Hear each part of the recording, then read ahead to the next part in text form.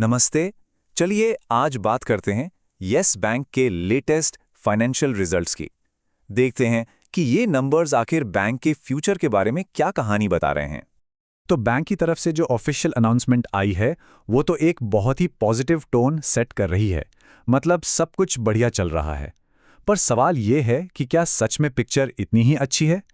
तो चलिए इन दावों के पीछे जो असली नंबर्स हैं उनमें थोड़ा और गहरा उतरते हैं। ठीक है, तो पूरी पिक्चर को ठीक से समझने के लिए हम इस पूरी परफॉर्मेंस को 6 मेन हिस्सों में देखेंगे। मतलब क्वार्टर की ग्रोथ से लेकर बैंक आगे क्या करने वाला है, सब पर बात करेंगे। तो सबसे पहले बात करते हैं उस चीज की जो सबसे ज्यादा मैटर करती है, प्रॉफिट, यानी कि मुनाफा किसी भी बिजनेस के लिए। आखिर बॉटम लाइन तो यही है ना। तो फिस्कल ईयर 2026 के चौथे क्वार्टर में बैंक ने 1068 करोड़ रुपए का नेट प्रॉफिट कमाया। और ये एक बहुत बड़ी बात है। क्यों? क्योंकि ये पहली बार है जब बैंक ने किसी एक क्वार्टर में 1000 करोड़ का मार्क क्रॉस किया है। अब जो असली कहानी है ना, वो इस ग्रोथ के नंबर में है। पिछले साल के इसी क्वार्टर के मुकाबले करीब करीब 45% का जंप। ये वाकई में मतलब बहुत ही शानदार ग्रोथ है। और ऐसा नहीं है कि ये बस एक क्वार्टर की बात हो। अगर पूरे साल के नंबर्स को देखें ना तो वहां भी यही कहानी है। फिस्कल ईयर 2026 का जो टोटल प्रॉफिट है वो भी 44.5% ऊपर गया है। मतलब ग्रोथ एकदम कंसिस्टेंट रही है। तो प्रॉफिट तो जबरदस्त बढ़ा है, ये तो साफ है। पर ये ग्रोथ आ कहां से रही है? चलिए अब बैंक के कोर बिजनेस पर नजर डालते हैं। मतलब डिपॉजिट्स और लोन्स, वो कैसे बढ़ रहे हैं?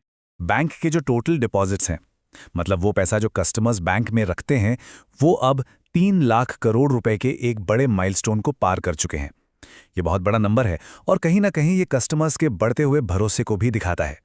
और इन टोटल डिपॉजिट्स में भी एक बहुत ही खास चीज है, कासा डिपॉजिट्स।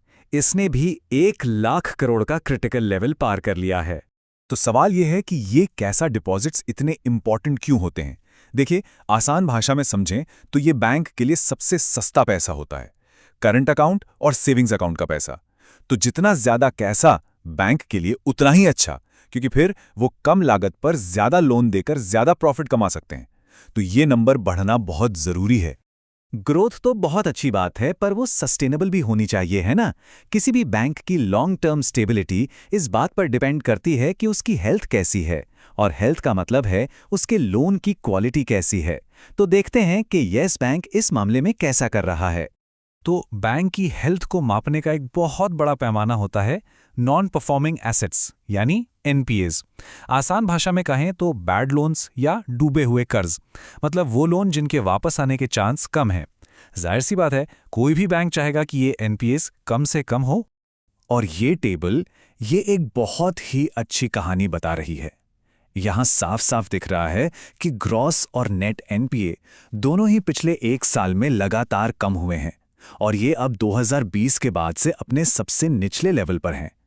ये एक बहुत ही पॉजिटिव साइन है, जिसका मतलब है कि बैंक अपने एसेट क्वालिटी पर बहुत अच्छा काम कर रहा है।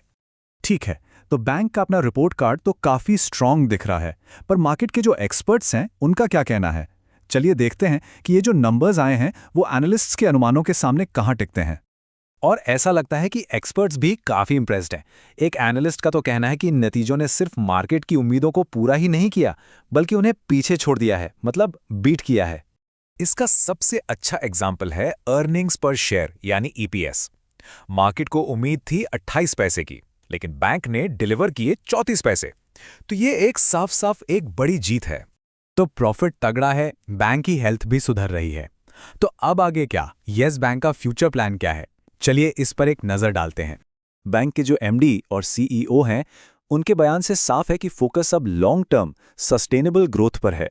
वो चाहते हैं कि बैंक की नींव और मजबूत हो। मतलब फोकस सिर्फ शॉर्ट टर्म गेन्स पर नहीं है, बल्कि कुछ ऐसा बनाने पर है जो आगे भी टिका रहे। और बात सिर्फ फाइनेंशियल परफॉर्मेंस की नहीं है। बैंक को फाइनेंशियल रिपोर्टिंग, सस्टेनेबिलिटी और वर्क कल्चर के लिए भी कई अवार्ड्स मिले हैं। ये दिखाता है कि कंपनी हर तरफ से मतलब एक ओवरऑल स्ट्रांग ऑर्गेनाइजेशन बनाने पर ध्यान दे रही है। तो कुल मिला के देखें तो येस बैंक ने एक ऐसा क्वार्टर डिलीवर किया है जिसमें जबरदस्त प्रॉफिट ग्रोथ है। बैलेंस शीट पहले से कहीं ज्यादा हेल्दी है और परफॉर्मेंस ऐसी है जिसने मार्केट के अनुमानों को भी पीछे छोड़ दिया। ओवरऑल एक बहुत ही सॉलिड परफॉर्मेंस है। तो आखिर में एक बड़ा सवाल खड़ा होता है। मुश्किल दौर से गुजरने के बाद क्या ये दमदार नतीजे इस बात का सबूत हैं कि येस बैंक अब सही में एक टर्नअराउंड की कहानी लिख रहा है? खैर, ये तो वक्त ही बताएगा, लेकिन जो शुरुआती संकेत हैं वो तो काफी पॉजिटिव लग रहे हैं।